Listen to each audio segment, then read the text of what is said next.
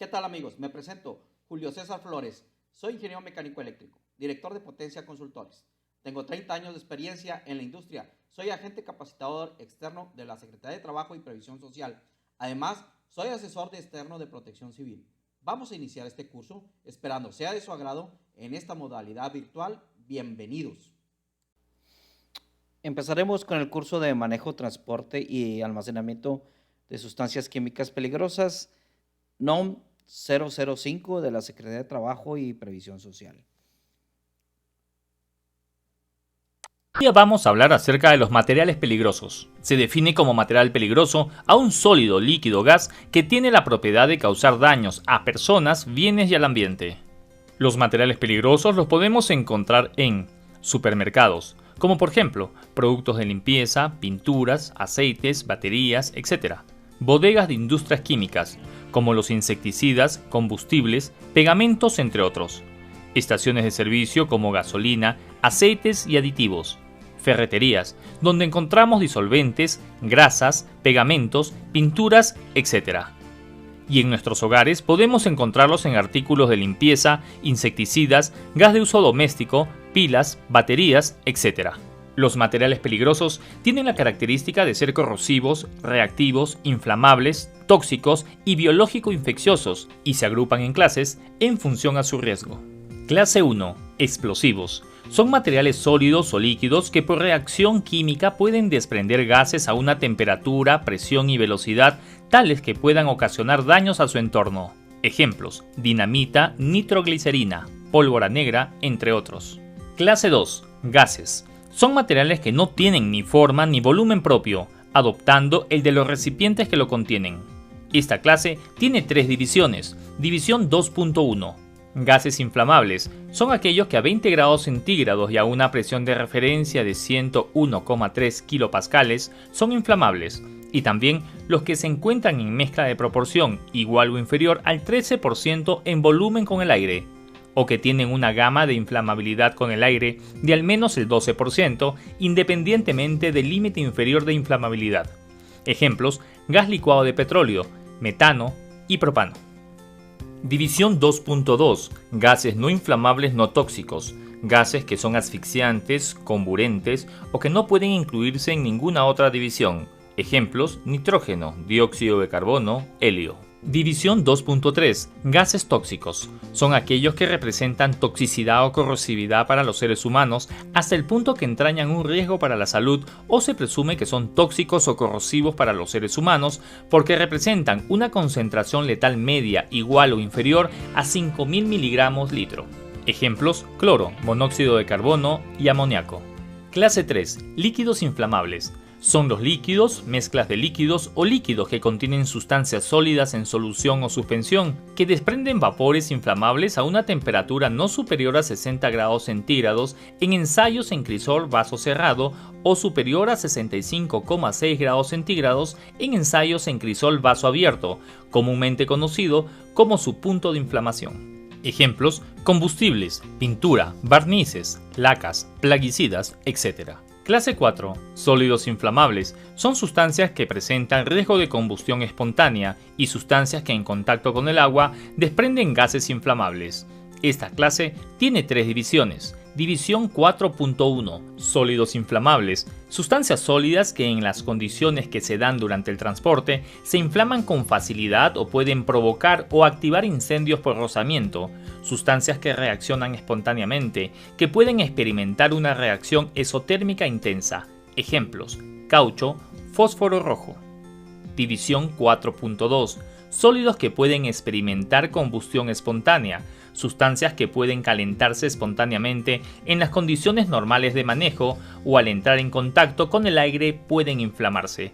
Ejemplo: nitrocelulosa, fósforo blanco. División 4.3. Sustancias que en contacto con el agua desprenden gases inflamables. Sustancias o mezclas que en contacto con el agua tienden a volverse espontáneamente inflamables o desprender gases inflamables en cantidades peligrosas. Ejemplo: carburo de calcio más agua, sodio metálico. Clase 5. Sustancias comburentes y peróxidos orgánicos. Esta clase tiene dos divisiones. División 5.1.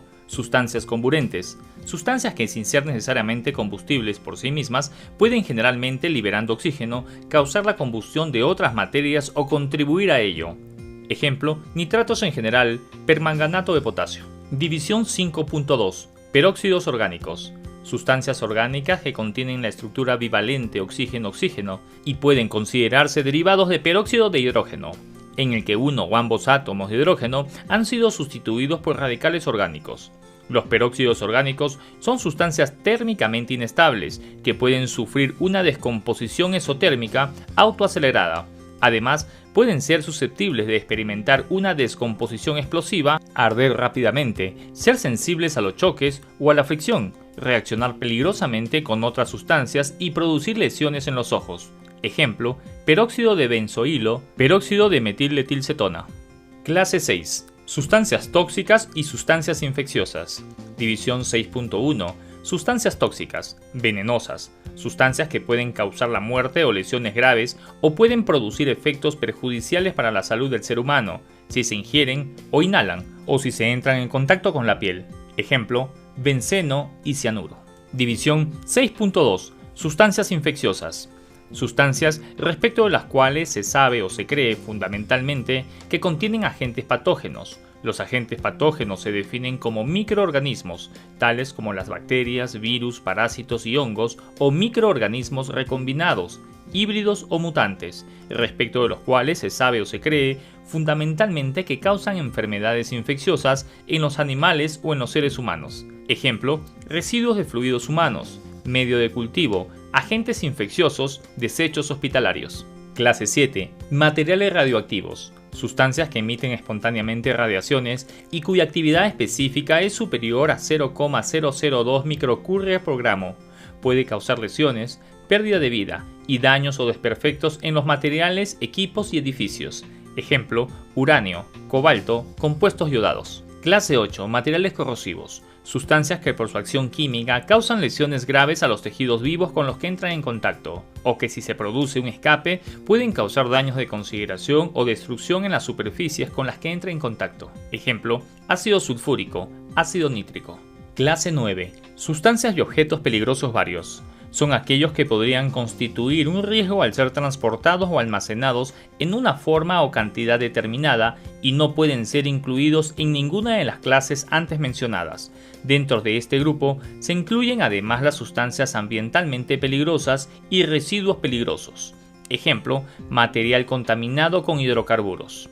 Muy bien, hoy hemos aprendido las 9 clases de materiales peligrosos. Cuídate y nunca olvides que primero es tu seguridad.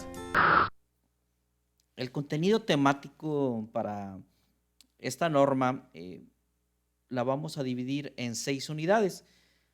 La primera unidad sería el objetivo y aplicación, así como las referencias de esta norma, definiciones que debemos de entender y comprender, obligaciones del patrón y los trabajadores, requisitos para el manejo, transporte y almacenamiento de sustancias químicas peligrosas y así como la comunicación del riesgo y hojas de seguridad. La última unidad la vamos a dedicar a una breve capacitación de primeros auxilios. Vamos a tener aquí unos acuerdos de convivencia.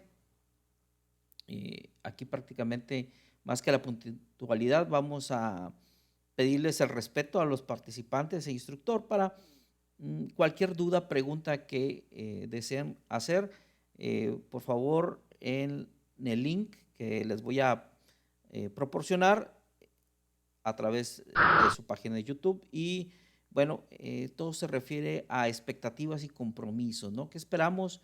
Los compromisos que vamos a adquirir más que nada es el de sacarle provecho a esta capacitación.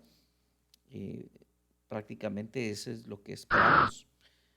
Los requisitos para acreditar, un 20% va a ser participación, o sea, cada pregunta que me hagan es una participación, el 40% será el examen y un 40% la evaluación entre examen y las preguntas que me hagan. Si no me hacen preguntas, pues bueno, solamente calificaremos el puro examen sin los 20 puntos que tengamos por ahí.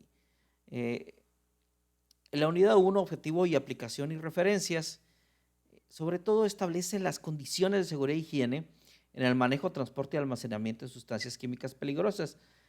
Vamos a abreviarlos como SQP. Y más que nada es para prevenir y proteger la salud de los trabajadores y evitar daños en el centro de trabajo.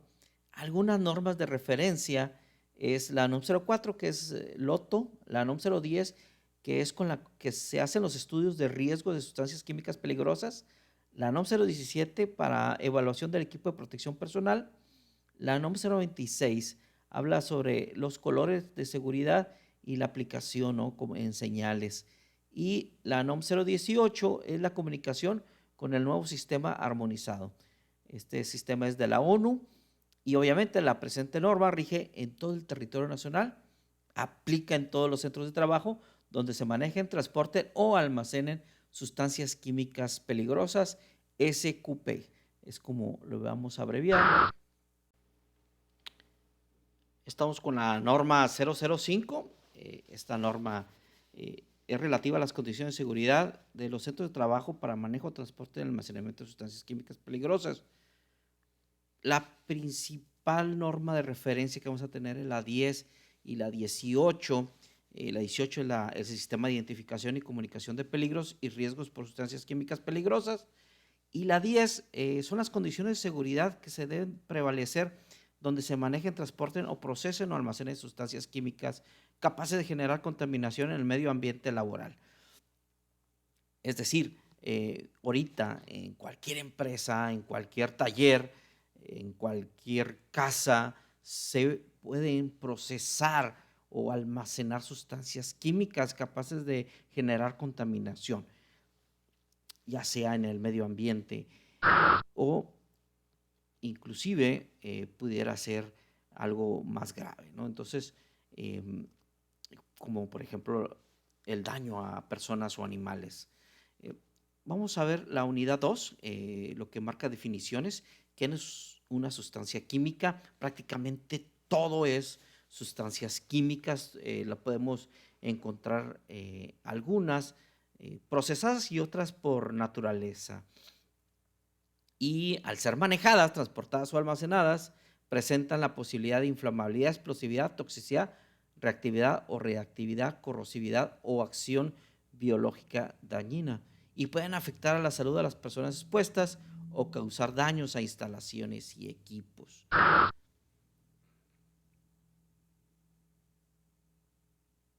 Un producto químico, un producto químico a diferencia de una sustancia, ahora sí, puede ser de naturaleza orgánica o inorgánica, sí, y pueden ser procesados.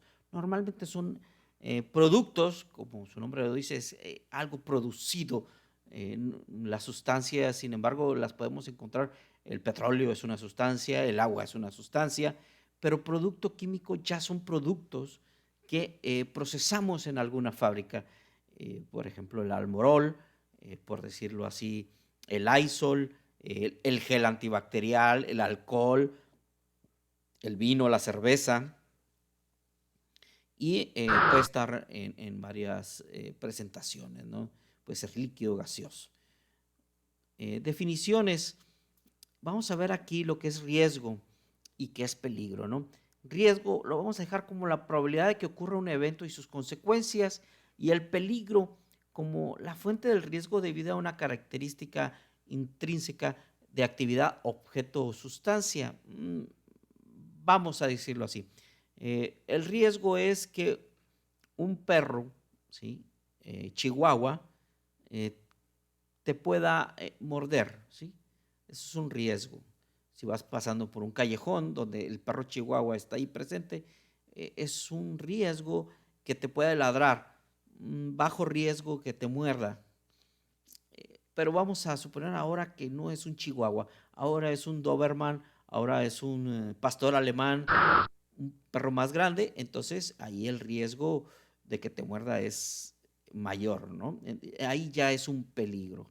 Entonces, para irlo ya viendo, conceptualizando así.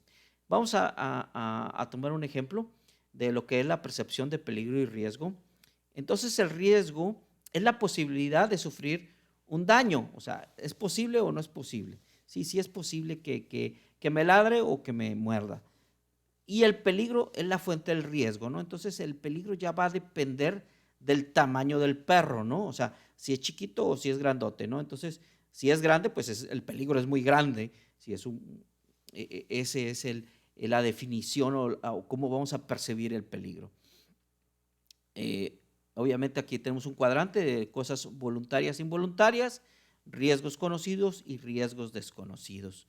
Entonces, tenemos lo que como en riesgos conocidos y algo voluntario, los deportes extremos, un riesgo desconocido y algo involuntario puede ser un incidente vehicular, y en medio de estos dos está el viaje en avión, que es, bueno, es un riesgo desconocido, aunque sabemos que hay un riesgo de caída en avión, pues nos subimos, o puede ser un riesgo conocido como un incendio, pero es involuntario, ¿no? Y, por decirlo así, el incendio en una fábrica, ¿no? Entonces, o un edificio, entonces es involuntario, al menos que sean piromaniáticos, entonces pues ya estaríamos hablando de otra causa. Entonces, es así como lo podremos percibir. Entonces, siempre el peligro va a depender del tamaño del riesgo o del tamaño del perro, ¿verdad? Por decirlo así. Vamos a continuar con las definiciones. La clasificación de los factores de riesgos químicos. Estamos hablando de estado físico, vías de ingreso, y por su estado físico vamos a ver lo que es el vapor, el gas, polvos y fibras. En lo que son polvos, es materia sólida dispersa en el aire, producto de la disgregación de la materia por el viento.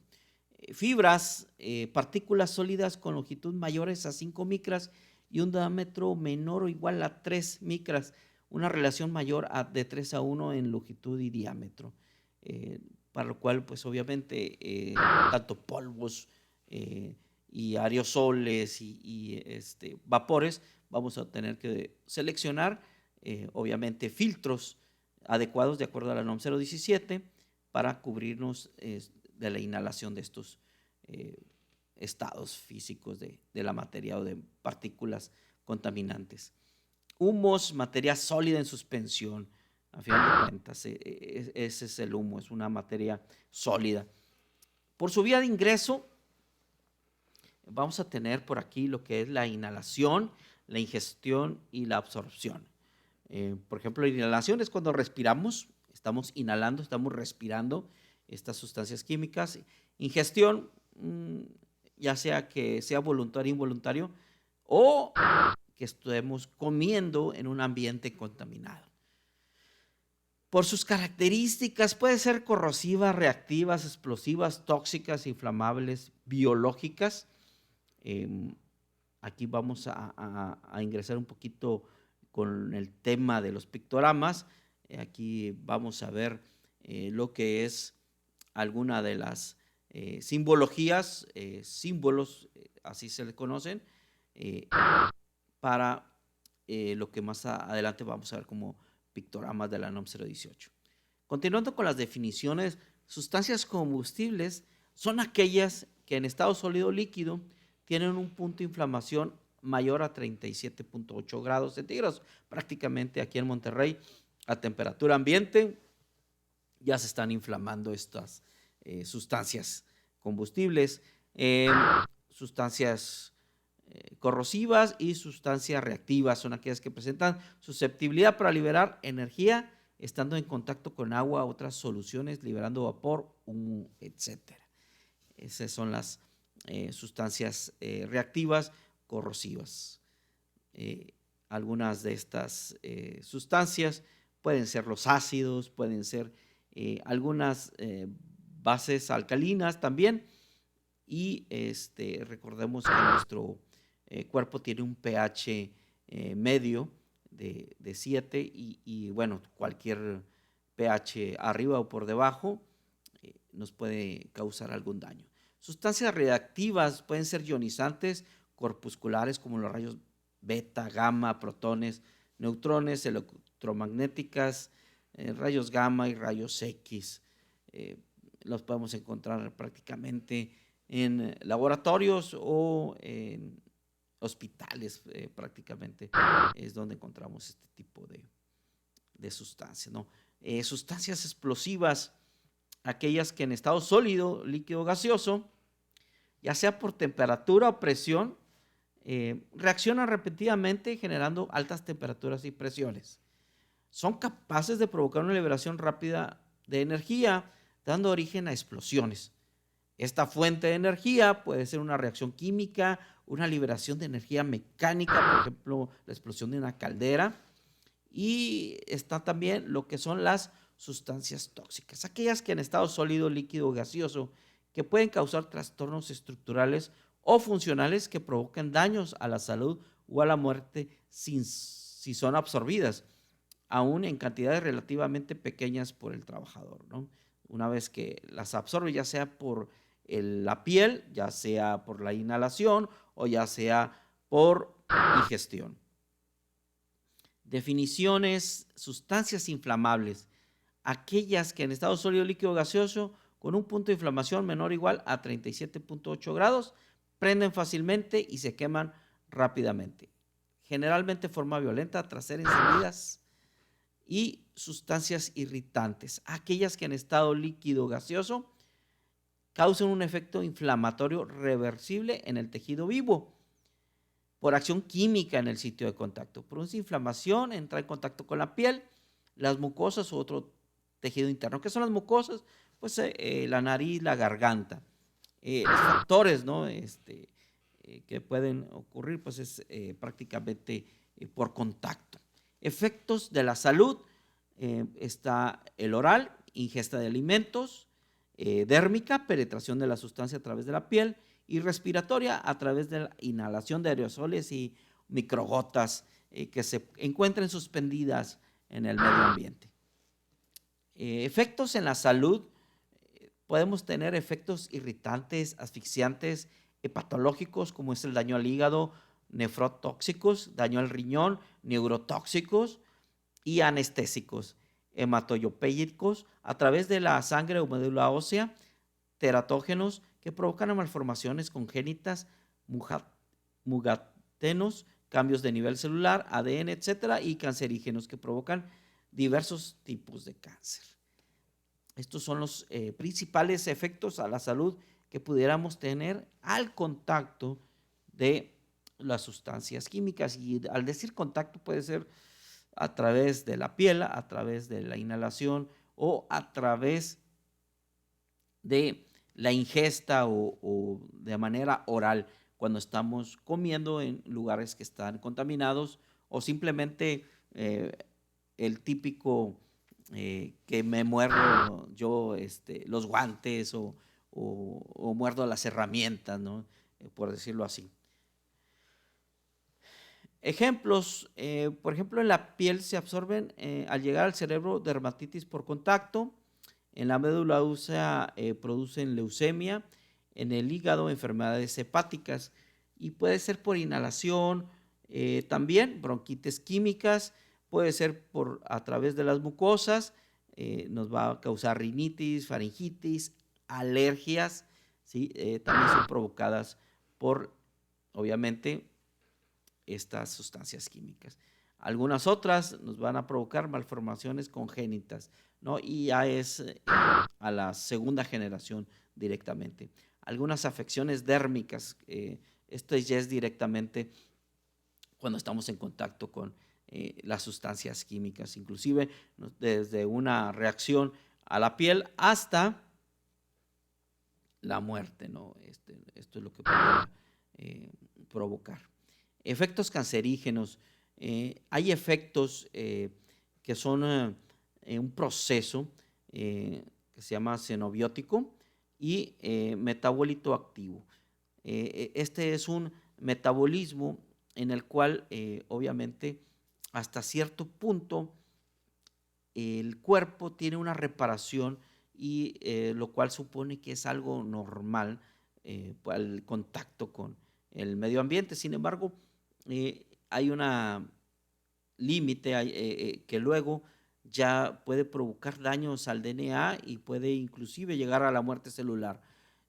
Inclusive pudiera ser una replicación de estas células ya dañadas y obviamente una proliferación de focos de células alteradas, preneoplásicas, y va a provocar tumores y cánceres. Vamos a ver la unidad número 3, obligaciones del patrón. Estudio para analizar los riesgos potenciales de las sustancias químicas peligrosas, manuales de procedimientos, manejo, transporte y almacenamiento, documentación e identificación de recipientes, regaderas, lavaojos, neutralizadores, inhibidores para el caso de emergencia, capacitación y manual de primeros auxilios. Todo esto nos lo debe proporcionar el patrón, tanto así como las instalaciones, equipo y materiales para casos de derrames, son los kits de derrames, programa de mantenimiento, a lo que son todo lo que son los almacenes, practicar exámenes médicos periódicos al personal expuesto, comunicar y adiestrar a los trabajadores los riesgos y actividades peligrosas y un programa específico de seguridad e higiene para sustancias químicas peligrosas. También proporcionar el equipo de protección personal de acuerdo a la NOM 017 de la Secretaría de Trabajo y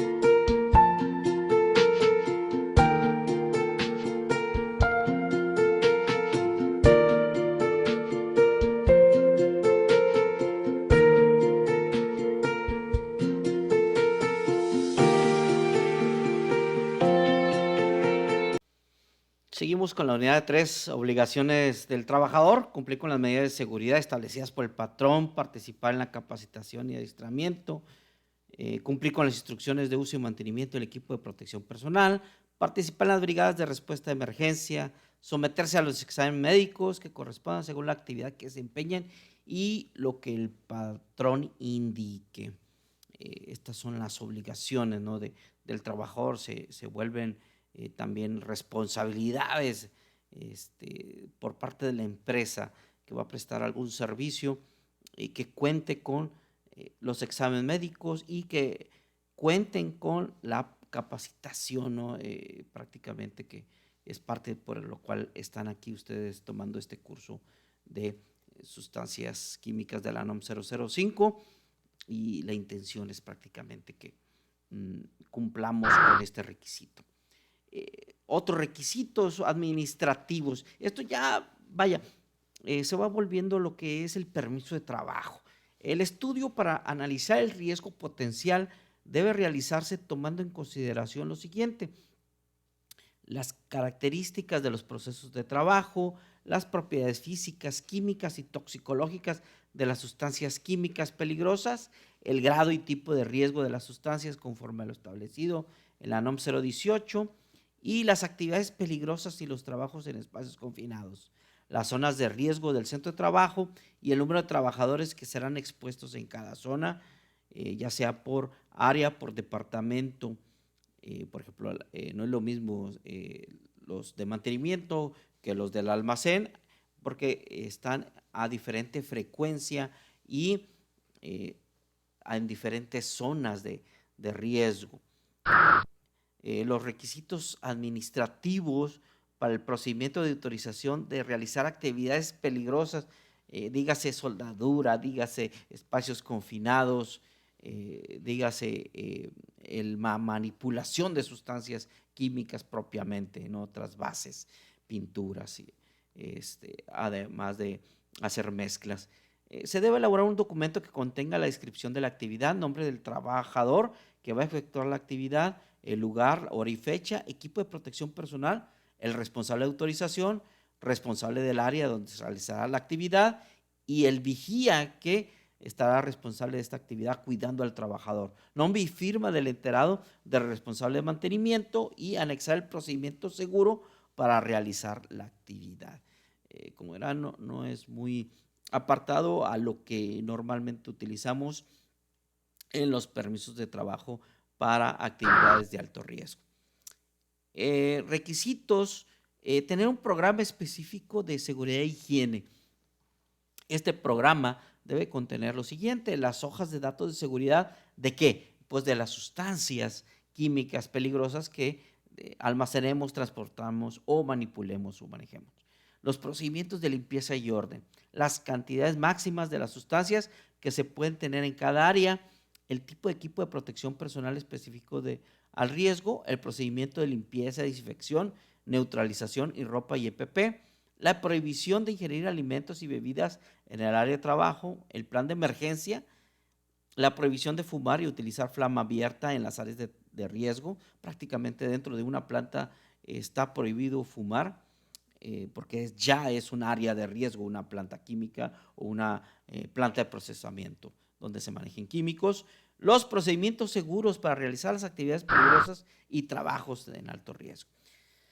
El programa específico de seguridad e higiene debe contar también con un plan de emergencia, el cual debe contener lo siguiente: los procedimientos de seguridad en caso de fuga, derrame, emanaciones o incendio, manual de primeros auxilios, procedimiento para evacuación, los procedimientos para volver a condiciones normales y los procedimientos para rescate en espacios confinados. Este es el plan de emergencia que se debe tener tanto para el personal de planta como el personal que va a realizar servicios, contratistas o subcontratistas, ya sea que vayan a realizar la actividad solamente una vez. Deben de conocer siempre el procedimiento de evacuación, conocer los mapas de evacuación y los puntos de reunión donde en dado caso de una emergencia pueden estar ahí concentrados. Requisitos generales. Colocar las señales y avisos y colores de identificación de acuerdo a la NOM 026. El llenado de los recipientes con líquido de sustancias químicas peligrosas a presión tendrá que ser un máximo el 90% de su capacidad. Los recipientes portátiles sujetos a presión que contengan sustancias químicas peligrosas deben de contar con válvulas y manómetros. La lectura de la presión de operación en el manómetro debe estar por debajo de la presión máxima de trabajo. Es por eso que se pide que el llenado sea por debajo del 90% de capacidad y debe de tener indicada la presión máxima de trabajo. Se exceptúa, ¿no? Lo que son los extintores para este tipo de norma. Espacios confinados, se debe elaborar un procedimiento de autorización, se debe llevar a cabo el bloqueo de energía y colocar tarjetas de seguridad, se debe monitorear constantemente el interior y debemos de verificar que el oxígeno esté entre 19.5 y 23.5%. El porciento de gases explosivos debe ser menor al 20% del valor límite inferior de inflamabilidad. La concentración de sustancias químicas peligrosas no debe exceder los límites máximos de acuerdo al estudio de la NOM 010. Las lámparas que se vayan a utilizar deben ser de uso rudo a prueba de explosión. Particularmente utilizamos lámparas de corriente directa que sean de bajo voltaje. Siempre que el trabajador ingrese a realizar labores en un espacio confinado, debe estar vigilado y debe de contar con un arnés y una línea de vida con longitud suficiente para poder maniobrar dentro del área y ser utilizada para rescatarlo en caso de ser necesario. El vigía jamás debe de entrar a rescatar, lo debe de jalar desde afuera del espacio confinado, es el vigía. Las sustancias inflamables o combustibles deben de contar siempre o estar almacenadas en paredes, pisos y techos, instalaciones con cimentaciones resistentes al fuego. Se prohíbe el uso de herramientas, ropa, zapatos que puedan generar chispa. El trasvase de sustancias inflamables o combustibles debe realizarse con la ventilación o aislamiento del proceso suficiente para evitar la presencia de atmósferas explosivas. Las áreas destinadas para almacenar deben estar aisladas de cualquier fuente de calor o ignición y los recipientes fijos donde se almacenen deben de contar con dispositivos de presión y arrestador de flama. Hablaremos sobre la importancia de la elección de los materiales de construcción que requieren una evaluación de resistencia contra incendios durante su etapa de diseño. Para esto se recuerda dos tragedias internacionalmente. El primero es el incendio del Club República de Cromañón en Buenos Aires, Argentina, en el cual se implementó el material plástico en su cielo raso, dejando alrededor de 200 muertos y casi 800 heridos. El segundo caso sucedió con la misma causa en el Club The Station, en West Warwick, en Rhode Island, donde hubo 100 muertos. En este caso, el material plástico había sido instalado en las paredes como solución acústica. Además, en el caso peruano, ocurrió un incendio muy similar en la discoteca Utopía. Este fue iniciado por el fuego de una antorcha, provocando un incendio en el falso techo de madera, causando la muerte de 29 jóvenes. Estos incendios mencionados anteriormente demuestran la importancia de la elección de los materiales de construcción durante su etapa de diseño, teniendo en cuenta el factor de la resistencia al fuego. Las normas aplicables no son nuevas, sin embargo, muchos de ellos se pasan por alto generando trágicas consecuencias. Los materiales de construcción tienen un impacto en la rapidez del desarrollo y la dimensión del incendio. Los materiales combustibles utilizados para alinear paredes y cielos rasos brindan una superficie continua, fomentando el rápido desarrollo del incendio, contribuyendo con enormes cantidades de humo que desorientan a los ocupantes, produciendo la incapacitación e incluso la muerte. Es la NFPA 101, Código de Seguridad Humana, la cual recomienda ciertos materiales de construcción que no producen un desarrollo rápido de un incendio. Es por ello que reduce el índice por el cual se propaga el fuego. De esta manera, los ocupantes puedan evacuar de una manera rápida y segura en una edificación. Los sistemas de tubería que conduzcan estas sustancias y que estén expuestos a que el tránsito normal de los trabajadores o equipo los pueda hallar, deben contar con protección para evitar que sean dañados. Esta protección no debe impedir la revisión y mantenimiento de dichos sistemas de tuberías, y cuando el transporte se realice en recipientes portátiles, estos deberán estar cerrados. Por ahí vimos el video de los materiales que se utilizan, están en este caso listados dentro de la NFPA 101, en la cual enlista los diferentes materiales y el tiempo de retardo de inflamabilidad que tiene cada uno de esos materiales. Al final todo se llega a consumirse por las llamas, pero tienen cierto retardo cada tipo de material. Aquí vamos a ver la matriz de compatibilidad de sustancias químicas, cómo pueden ser almacenadas. Están clasificadas por clases, desde clase 1 a clase 9, y vamos a observar por aquí todo lo que son los cuadritos verdes. Todos estos cuadritos verdes nos indican que sí son compatibles, por ejemplo, los gases inflamables con otros gases inflamables, pero no son compatibles, por ejemplo, los líquidos inflamables con productos tóxicos. No son compatibles. Sí son compatibles con lo que son los otros líquidos inflamables, eso sí. Entonces, esta lista, esta matriz de sustancias químicas, esta matriz de compatibilidad nos va a ayudar para saber cuándo podemos poner a un lado diferentes tipos de sustancias y que no nos vayan a producir por ahí alguna reacción. El color amarillo indica precaución, o sea, que sí lo podemos hacer, pero con ciertas restricciones. Estas restricciones normalmente van a ser muros, obviamente retardantes al fuego, o muros que eviten explosión, ¿no? Para que, o que no estén, en este caso, en comunicación los vapores, o que no tengan comunicación a través del aire, porque pudiera tener una reacción y con ello en la mezcla pudiese ser algo peligroso, ya sea que pudiera ser irritante para las personas o pudiera provocar algún incendio o alguna explosión.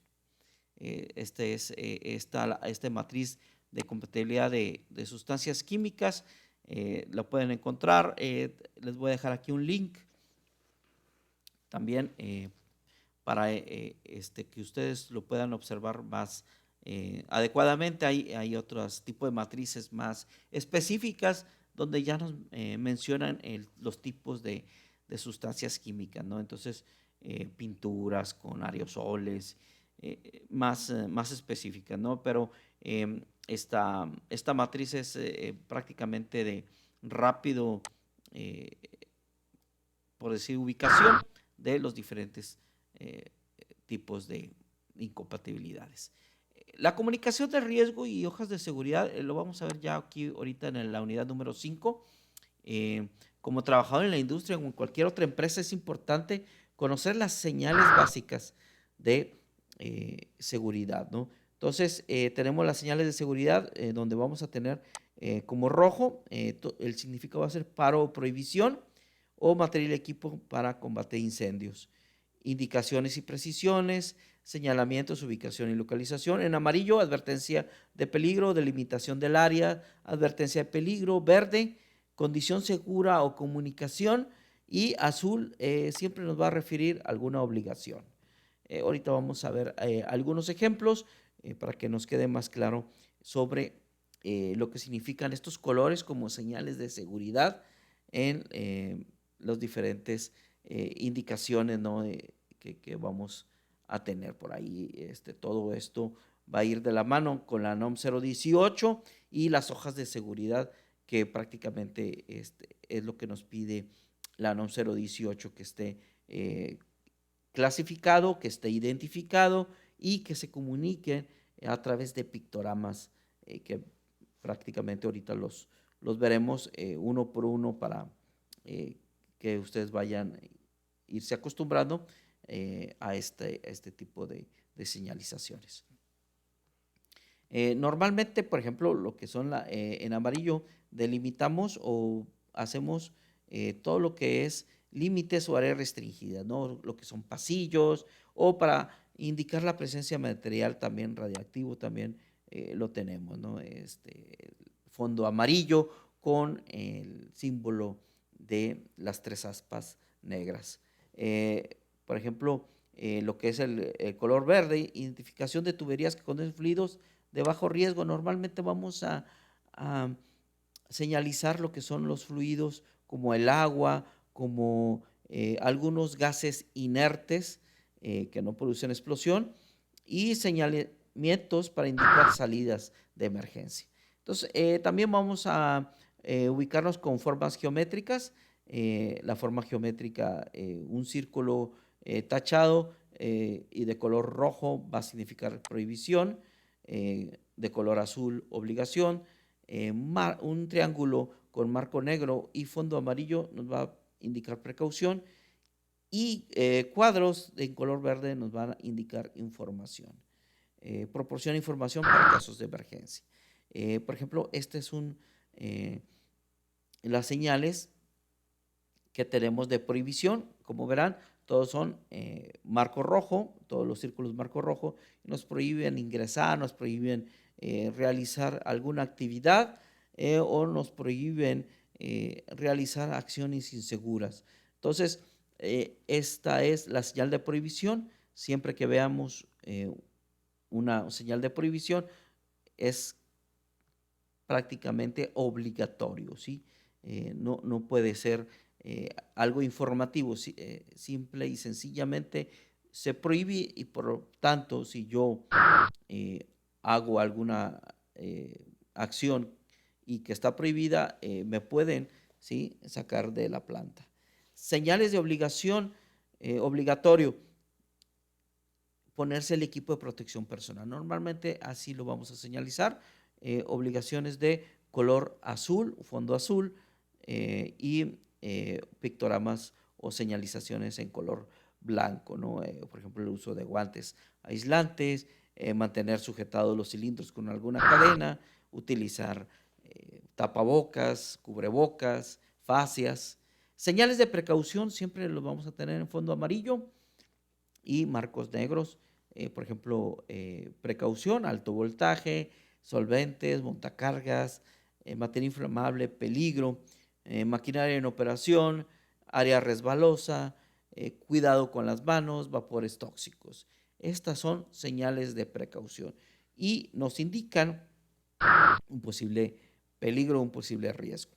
Señales para equipo de incendio, normalmente lo vamos a ver en un fondo de color rojo y nos van a indicar precisamente todo lo que es la señalética del equipo de contraincendios. Ubicación de escaleras, ubicación de mangueras, contraincendios, ubicación de arena o ubicación de equipo de respiración autónoma. Señales de ubicación, como por ejemplo las rutas de evacuación, siempre nos van a tener un fondo verde y nos van a indicar información. Dónde se encuentra el punto de reunión, dónde se encuentra el botiquín, dónde está la camilla de socorro, dónde hay regaderas, donde se pudiera tener una salida de socorro y donde se encuentra una rampa de emergencia. Continuando aquí con la comunicación de riesgos, es importante tener la hoja de seguridad. La comunicación sobre los peligros y riesgos debe ser clara, veraz, sencilla en el sistema usado en el centro de trabajo e impartirse a todos los trabajadores. Claro, debe de estar en idioma español, ¿sí? Esto es muy importante, que se encuentre en idioma español. Todos los manuales, las hojas de seguridad deben de estar en idioma español para que sea muy claro lo que nos trata de advertir. Hay una identificación que se sigue utilizando dentro de las hojas de seguridad, que es también parte de la NOM 018, aunque la NOM 018 vino a sustituir el rombo de seguridad para la identificación de productos. Dentro de la hoja de seguridad se sigue utilizando este tipo de identificación de riesgos. Vamos a entrar con las definiciones que vamos a encontrar dentro de la hoja de seguridad. vamos a encontrar por ahí lo que es el CMA, que significa concentración medida en el medio laboral, el LMP-PPT, que es el límite máximo permisible de exposición promedio en el tiempo medida para una jornada de 8 horas diarias. Es decir, se mide cuánto puede una persona durante una jornada laboral de una semana de 40 horas, durante una jornada de 8 horas diarias, exponerse a la mayoría de los trabajadores sin sufrir daños a la salud. Diferente al LMP-CT, que es el límite máximo por exposición de corto tiempo, en el cual los trabajadores pueden estar expuestos de manera continua durante un periodo de 15 minutos, por decirlo así. Un ejemplo, en un espacio confinado, donde hay un cierto sustancia, hay límites permisibles, ¿sí?, que pudiera ser de corto tiempo, arriesgarme a estar ahí por debajo de esos 15 minutos sin tener ningún efecto adverso a mi salud. Claro que voy a tener que tener 1 hora por cada 15 minutos que me exponga. El límite máximo permisible de exposición pico no debe rebasarse en ningún momento, y lo que es el índice inmediatamente peligroso representa el máximo nivel. En un plazo de 30 minutos, un trabajador puede escapar de una situación de emergencia sin síntomas graves ni efectos reversibles para la salud. Por decirlo así, un incendio donde tengo 30 minutos para poder evacuar sin que el humo pudiera tener algún efecto irreversible a mi salud. Ese es un ejemplo ahí de lo que va a obtener por ahí la hoja de seguridad. El DL50, que es la dosis letal media, es la dosis única de una sustancia se espera produzca la muerte en el 50% de la población expuesta. Es decir, es una situación de riesgo, diferente a la concentración letal media, que se espera que produzca la muerte durante una exposición por vía inhalatoria en un plazo definido después del 50% de una población. Estas son concentraciones y dosis que vamos a obtener dentro de la hoja de datos. Esto es para sustancias muy peligrosas, y debemos de tener en cuenta que en dado caso que exista un derrame, que exista algún tipo de emergencia o contingencia, vamos a estar expuestos a esto, y por eso debemos de saber las medidas de seguridad que debemos de tener para que evitar esto. ¿Qué es el número de CAS? Es un número asignado por el servicio químico que maneja la ONU, que la ONU es obviamente el número de identificación para el transporte de sustancias químicas, y la hoja de datos de seguridad HDS. La NFPA es la Asociación Nacional de Fuego. ¿Qué es la MSDS? Es la sigla que significa en español lo que llamamos hoja de datos de seguridad de materiales. Significa Material Safety Data Sheet. Están diseñadas para ayudar a que entienda cómo trabajar con seguridad con productos químicos en el centro de trabajo. ¿Qué secciones contiene? Contiene 12 secciones. Datos generales de la hoja de datos, datos de la sustancia química peligrosa, identificación de la sustancia química peligrosa, propiedades físicas y químicas, riesgos de fuego o explosión, datos de reactividad, riesgos a la salud y primeros auxilios. Aquí identificamos 7, también contiene las 5 siguientes, que son indicaciones en caso de fuga, derrame, protección especial específica, información sobre transportación, información sobre ecología y precauciones especiales. Son los 12 puntos que va a tener la hoja de seguridad. Aquí vamos a ver un ejemplo de una hoja de seguridad del TINER, ¿sí? Nos vienen los datos generales, quién lo produce, el teléfono del sistema de emergencia, el CETIC, y los datos generales de la sustancia. TINER estándar, cuál es la identificación de los componentes, la clasificación de los grados de riesgo. Son los colores que marcábamos ahí con la NFPA: riesgos a la salud, riesgos a la inflamabilidad, reactividad, ¿sí? Y el equipo de protección personal que es requerido: anteojos de seguridad y guantes. Propiedades físicas y químicas, nos va a indicar por aquí las temperaturas de ebullición, y la sección 5, riesgos de fuego o explosión. Nos dice qué tan riesgoso es, y nos dice que el dióxido de carbono, el polvo químico y el agua puede ser inefectiva. Esto no lo tenemos que utilizar. Cuando tengamos un incendio de tiner, no se debe utilizar el agua. La hoja de datos del tiner en la sección 6 nos indica qué tan estable es. Bueno, aquí nos dice que es estable. Y contacto con fuente de ignición debemos de evitar, ¿sí? Flama y quemadores, chispas. Incompatibilidad con oxidantes y ácidos fuertes. En la sección 8, riesgos a la salud, dice aquí, por ejemplo, que puede con inhalación causar náuseas, mareo, contacto en la piel, irritación. En caso de que sea ingerido, pues dolor abdominal. En la ingestión, emergencia y primeros auxilios, no se debe inducir al vómito, ¿sí? Debemos de obtener una atención médica y enjuagar con abundante agua en caso de contacto con los ojos por 15 minutos. Remueva de la ropa y lavar el área de contacto con agua y jabón. Si la respiración se dificulta, si se tiene que proporcionar respiración de boca a boca. Algunos otros riesgos, ¿no? El paciente debe mantenerse bajo supervisión o observación, y en caso de ingestión, tomar agua o leche suficiente. Esto es muy importante en la hoja de datos para el dado caso de cualquier emergencia.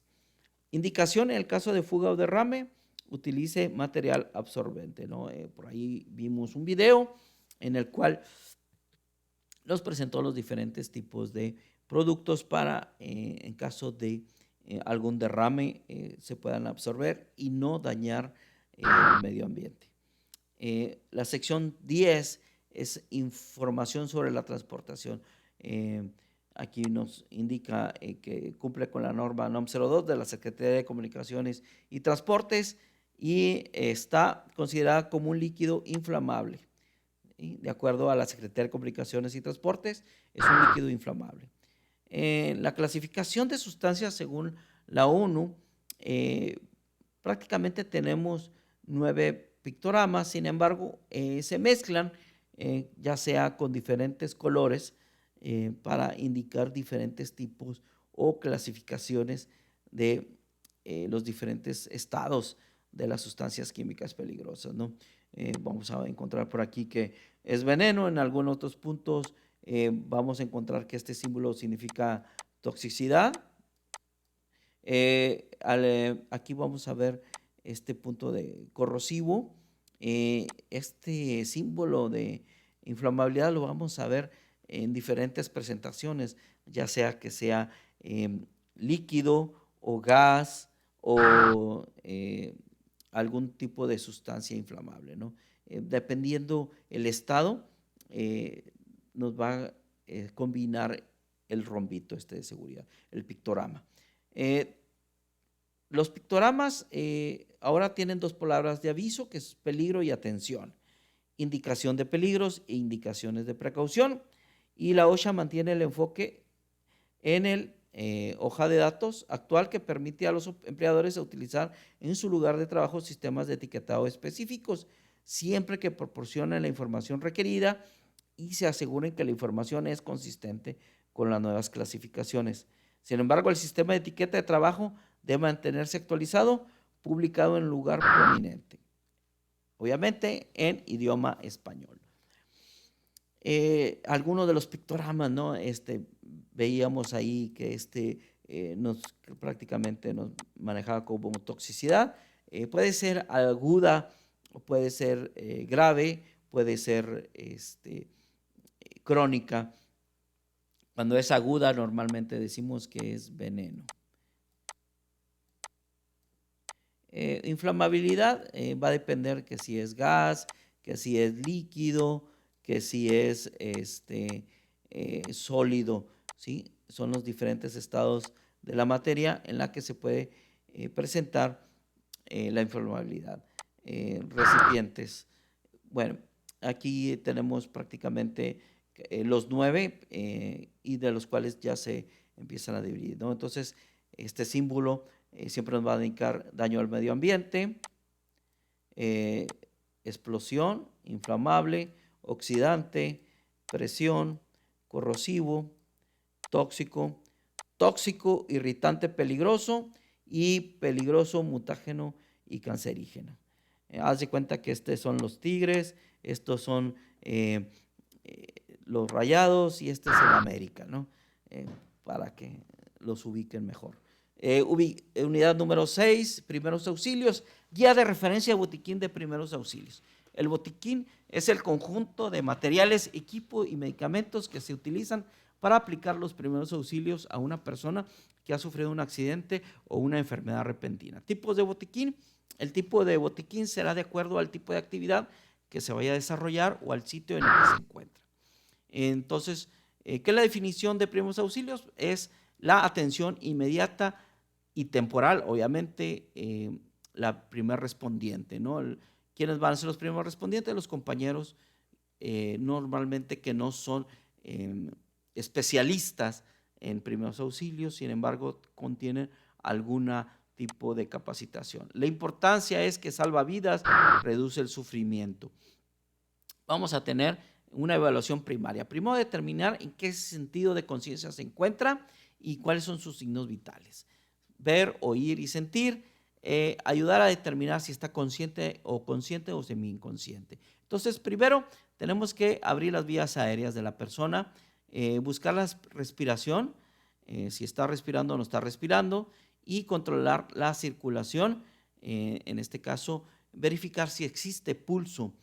Una vez que determinamos que la persona está consciente, entrevistamos y hacemos un examen de focalización. Si la persona está consciente, hay que hacerle preguntas de cuál es su nombre, cuántos años tiene, qué le pasó, ¿me permite ayudarle? ¿Puede escucharme? ¿Puede verme? Estas son preguntas de ubicación. Una evaluación secundaria, podemos hacer un examen físico detallando si de cabeza a pies, si tiene alguna lesión. Claro, si está la persona consciente, siempre hay que pedirle permiso antes de tocarla. Y en este caso, en el que ya estamos en cuestiones de pandemia, siempre debemos de estar protegidos con cubrebocas y con guantes. No podemos tocar de piel a piel las personas, ¿no? Las emergencias consideradas más graves, hemorragias, paro cardíaco, pues estas ya requieren algún sistema de emergencia, por lo cual debemos de comunicar rápidamente al 911 para pedir ayuda rápidamente, ¿no? Entonces, recapitulando, tenemos que tener una protección personal. Antes de tocar a una persona, protéjase con guantes de látex o bolsas plásticas, mantenga la serenidad. Lo más importante de la emergencia es mantener la calma. Aléjese de personas, pero sí envía a alguien por ayuda y active el sistema de emergencias, normalmente el 911. Ok, vamos a agradecerle por aquí su asistencia. Por ahí vamos a tener también el examen y cualquier pregunta que requieran me la pueden hacer a través de aquí del canal de YouTube, a través de este link que les estamos presentando